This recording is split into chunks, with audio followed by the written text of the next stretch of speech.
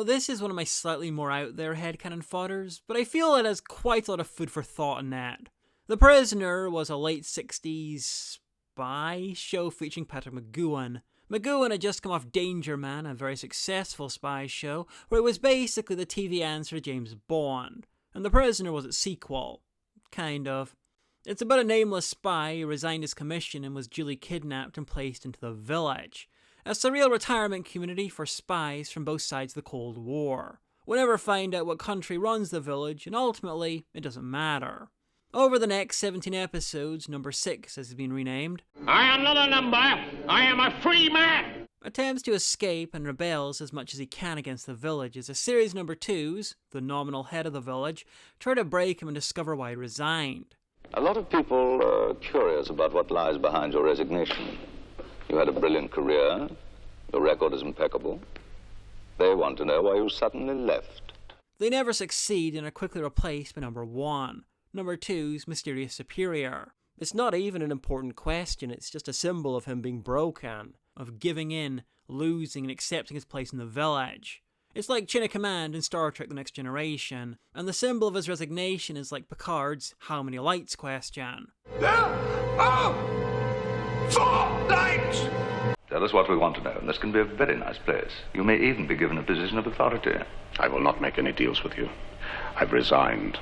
A symbol being broken, not the important question in itself. It's a deeply odd show, from the plots to the aesthetic to the silent little butler who seems to be everywhere, to Rover the murderous weather balloon, to, honestly, the rest of it.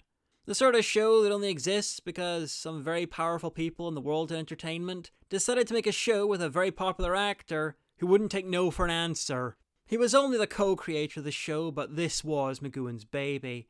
He wrote and directed a number of the episodes and had a final say in almost everything. This is the closest thing you're going to get to fully auteur TV. And when the final episode, Fallout, just further piled on the surrealism and refused to answer anything coherently,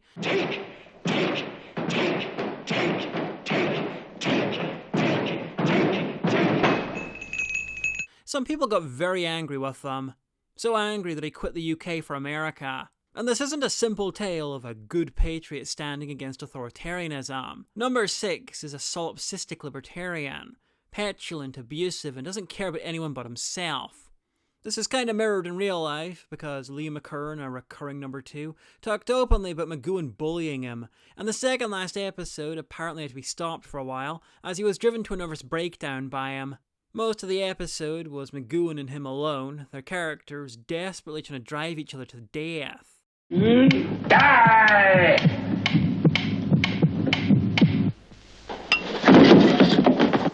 Anyway, why all this info? Because The Prisoner is a fascinating show, and still looks stunning today. It's the 60s, when Doctor Who looked like this, and The Prisoner's in colour, filmed on film, and even managed to get the Beatles onto the soundtrack.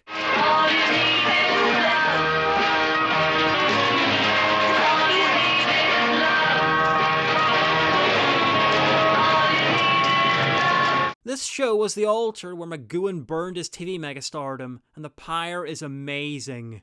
So's the intro. If I ever get round to doing a list of the best TV intros of all time, then it's probably going on top. The theme by Ron Granier, who wrote the original theme to Doctor Who, is just fantastic.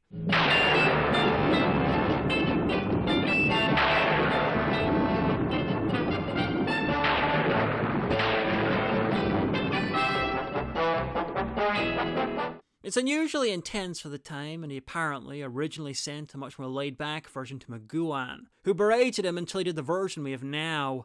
If you'd like to see a video on the best TV intros of all time, let me know. On to the point of the video. I recently rewatched the show for the first time in literally decades and came to a fun conclusion. That it's possible to set The Prisoner inside Doctor Who. That's why I've been name-dropping in comparison. It's not because I'm a lunatic fan. Okay, I am, but also at a point. Anyway, The Prisoner infamously has no single explanation for anything.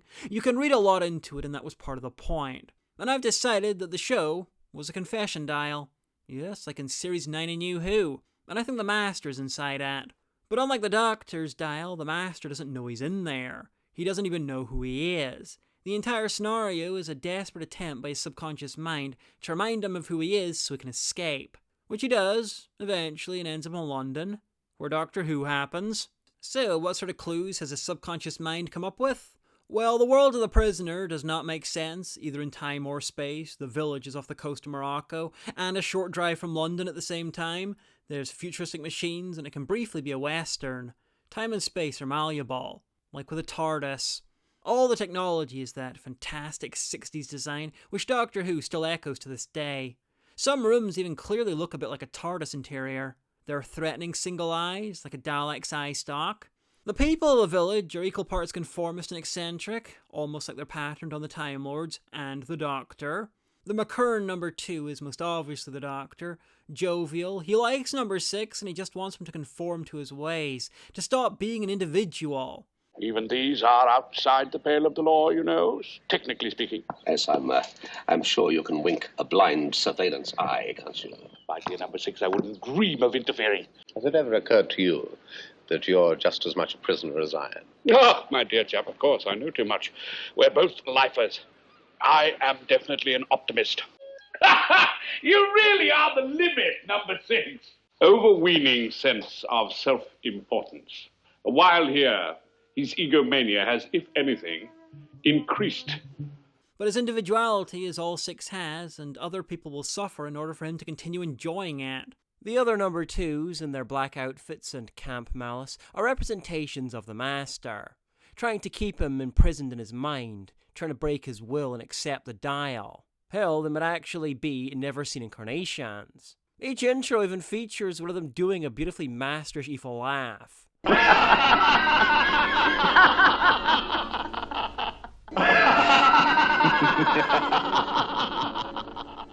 So why is McKern's number 2 a representation of the Doctor rather than the Master? Simple, he's the most friendly, the most comradely, he's the most important number 2. And in the end, he actually joins 6. The Master got his wish, working with his old friend again on his terms. Put simply, he's 6's best enemy.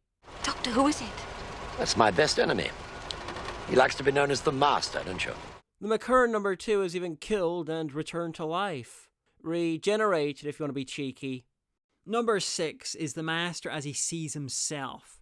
Not a villain, but the spirit of true freedom in a universe of conformity. He does what he wants, no matter the cost, and it is noble, in his mind. Just like 6's crusade to escape the village. The village is a nice place to live, people are happy there, but he is not free, and the Master loves freedom more than anything.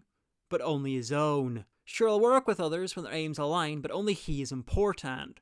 Utterly selfish, just like 6. And the mysterious number 1, number 2 superior is, spoiler for a 60-something-year-old show, number 6 himself, the true Master.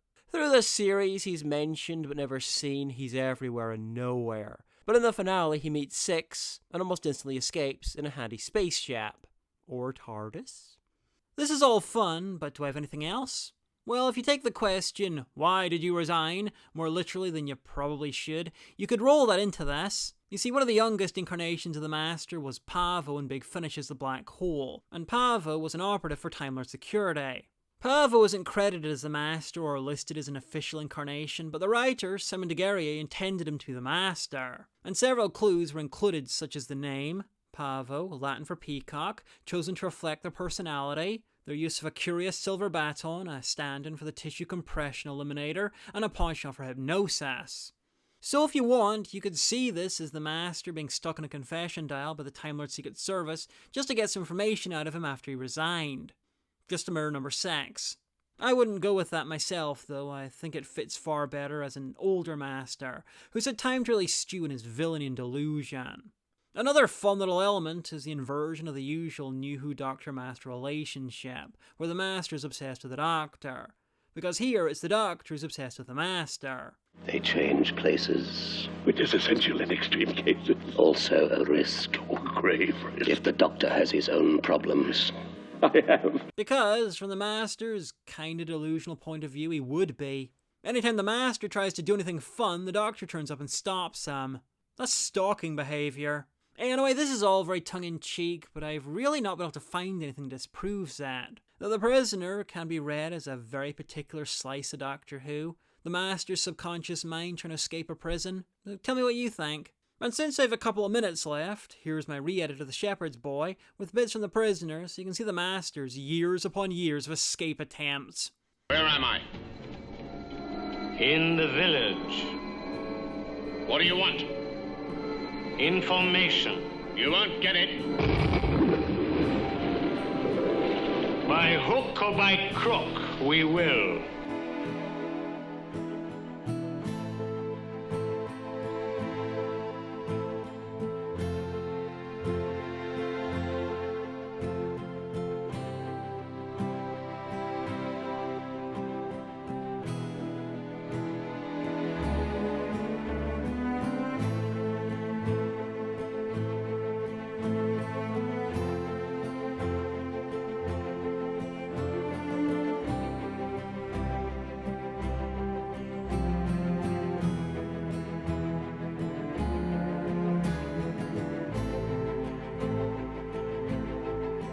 I will not be pushed, filed, stamped, indexed, briefed, debriefed, or numbered. My life is my own.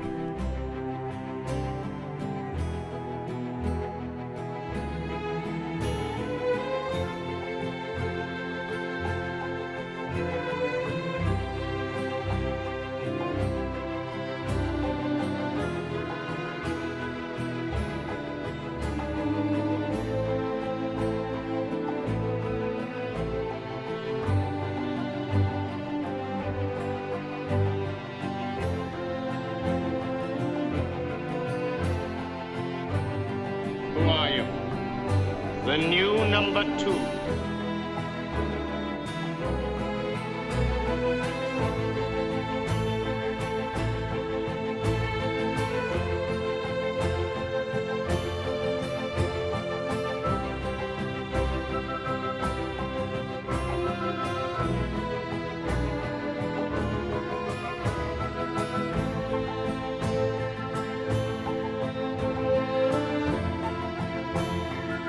Information.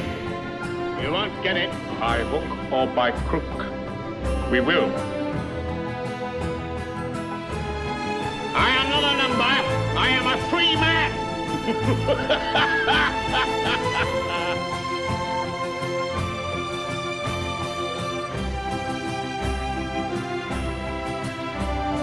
By hook or by crook, we will.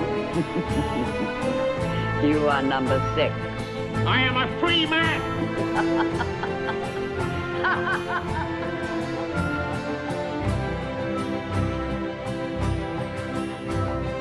Who is number 1? You are number 6.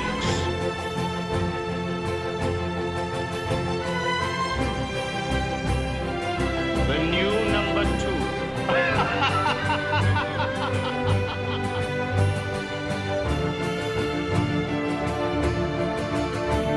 Whose side are you on? That would be telling. The new number 2. I am not a number. I am a free man.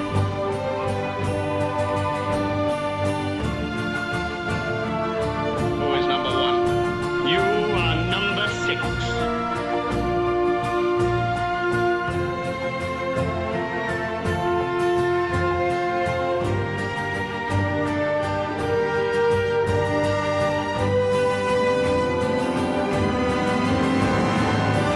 The new number 2.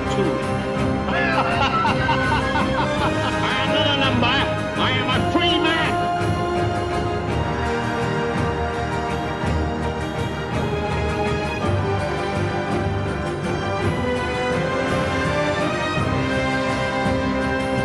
Information. You won't get it. We will.